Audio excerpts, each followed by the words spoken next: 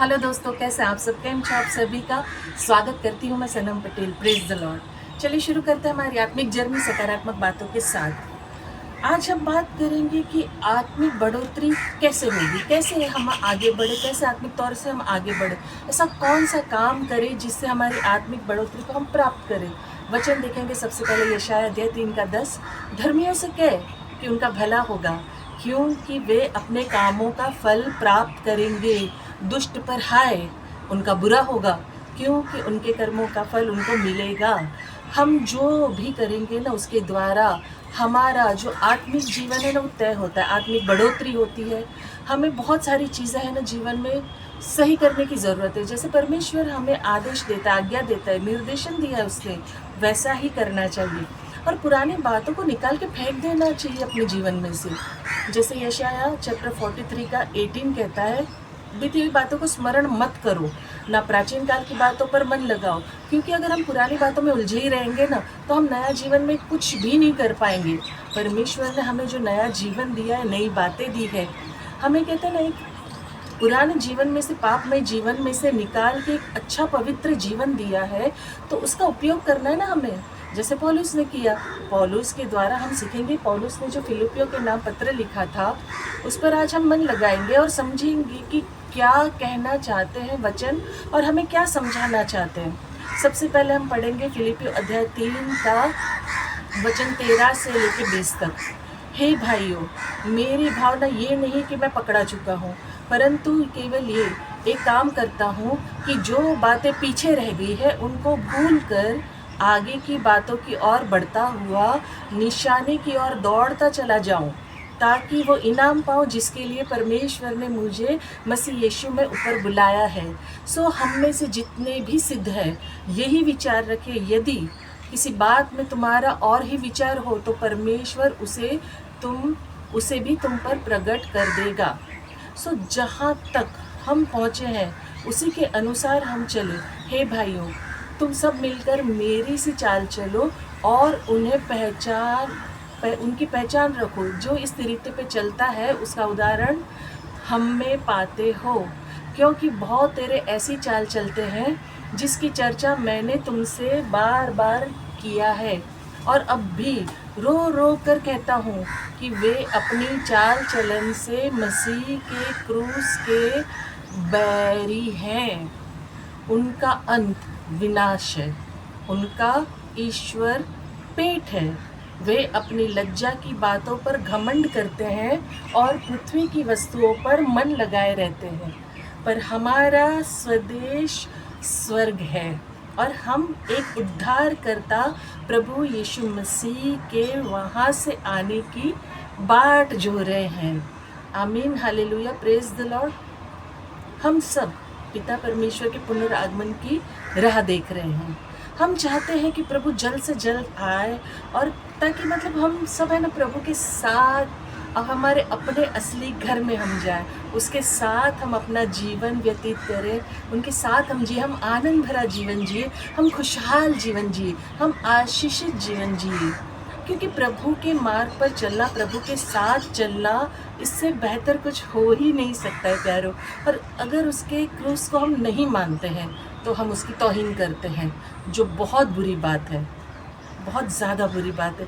हमें परमेश्वर की बातों को मन लगाकर, ध्यान लगाकर समझना चाहिए और उस पर मनन करना चाहिए और उस पर चलता रहना है। जैसे 2 शमूएल का अध्याय 22 का वचन 21 और 22 कहता है, यहोवा ने मुझसे मेरे धर्म के अनुसार व्यवहार किया, मेरे कामों की शुद्धता के अनुसार उसने मुझे बदला दिया, क्योंकि मैं यहोवा के मार्ग पर चलता रहा और अपने परमेश्वर से मुंह मोड़कर दुष्ट ना बना। Praise the Lord. हमें दुष्ट नहीं बनना है, हमें परमेश्वर के राह से मुड़ना नहीं है। यशायाह का जो वचन कहता है ना, हमें भूलना सीखना है। क्यों? क्योंकि परमेश्वर हमारे जीवन में नई बातें करने वाला है। हमें उस पुरस्कार को जीतना है जो प्रभु यीशु ने हमारे लिए रखा है। हमारे पुराने आशीषों को हमें भूलना होगा। भाई मुझे ये ब्लेसिंग्स मिली थी, मेरे पास वो था, मेरे पास घर था, बंगला था, गाड़ी थी, भूल जाओ। था गया। अगर हम पुराना देखेंगे तो नया प्राप्त नहीं करेंगे। हम सिर्फ वो कहते हैं ना कुएं के मेंढक की तरह बन जाएंगे जो उतने में ही खुश रहता है, तो क्या फ़ायदा होगा। अगर हम प्रभु में आगे नहीं बढ़ते हैं तो क्या हमारे लिए जो पुरस्कार है वो हमें मिलेगा? सोच के देखिए, नहीं मिलेगा। पुरस्कार हर बात में आशीष लाता है, हर बात में ब्लेसिंग्स होती है। हमें लगता है कि मतलब प्रभु को हमने स्वीकार कर लिया, बपतिस्मा ले लिया, काम खत्म हो गया, हमने उसको मान लिया। ऐसा नहीं है। हमें हर दिन प्रभु के कार्य में लगे रहना चाहिए, उसके वचनों को मनन करके उसके रास्तों पर चलना चाहिए। जो भी लोग नौकरी करते हैं, जब उन्हें पगार मिलती है, तनख्वाह मिलती है, तो कितनी खुशी होती है कि नहीं? क्योंकि उन्होंने पूरी महीने वो काम किया, मेहनत की, टाइम दिया, तब जाके वो वेतन पाया है। मालिक पूरा कहते हैं ना, पूरा अपना कंपनी या जो कोई भी क्षेत्र में जो प्रोजेक्ट बनाता है, जो भी ऑनर है, वो कंप्लीट होता है और जब वो सक्सेस होता है तो उसका बेनिफिट मिलता है, तो वो कितना खुश हो जाता है। देखिए क्या होता है ना, जो काम करता है, नौकरी करता है, उसे वेतन से खुशी होती है। जो प्रोजेक्ट बनाता है, कंपनी चलाता है, बॉस, उसको अपने प्रोजेक्ट के सक्सेस होने से, जो कामयाब होने से, बेनिफिट से उसको खुशी मिलती है। और उसकी योग्यता के अनुसार वो सबको वेतन के अलावा तोहफे भी देता है, बोनस देता है। क्यों? क्योंकि उसके काम में उसको मन लगा के सबने मदद की है। तो वो हमारा जब प्रभु है, जो हमारा मालिक है, हमारा रचयिता है, वो हमें कितना देगा, है ना? वो हमारा मालिक है ना प्रभु। दोस्त, भाई, बाप, माँ बाप, जो रिश्ता आप जोड़ना चाहो जोड़ दो। तो वो हमें कैसा देगा तोहफा, जब हम उसके कार्य में रत रहेंगे, लगे रहेंगे, जिसके लिए उसने हमें भेजा है, धरती पर बनाया है हमें। अगर वो हम करेंगे तो फिर क्या क्या मिलेगा, सोच के देखो। बहुत कुछ अनगिनत। यशाया में क्या कहा, मतलब बहुत सारी कहा गया है बातों, बीती हुई बातों को स्मरण मत करो, क्योंकि परमेश्वर की इच्छा है कि हम हर दिन आशीष पाए, आत्मिक बढ़ोतरी करें, आत्मा में आगे बढ़े। आत्मिक बढ़ोतरी कैसे होती है?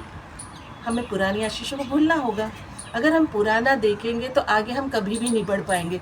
जैसे समझो कि किसी को हीलिंग का गिफ्ट है, ठीक है, किसी को प्रार्थना का है, किसी को सुसमाचार का है, किसी को और प्रकार के भिन्न भिन्न प्रकार के गिफ्ट है, तो हमें ना बंधे नहीं रहना है, आगे बढ़ना है। प्रभु के लिए हमें ना भूख होनी चाहिए, एक आग होनी चाहिए हमारे।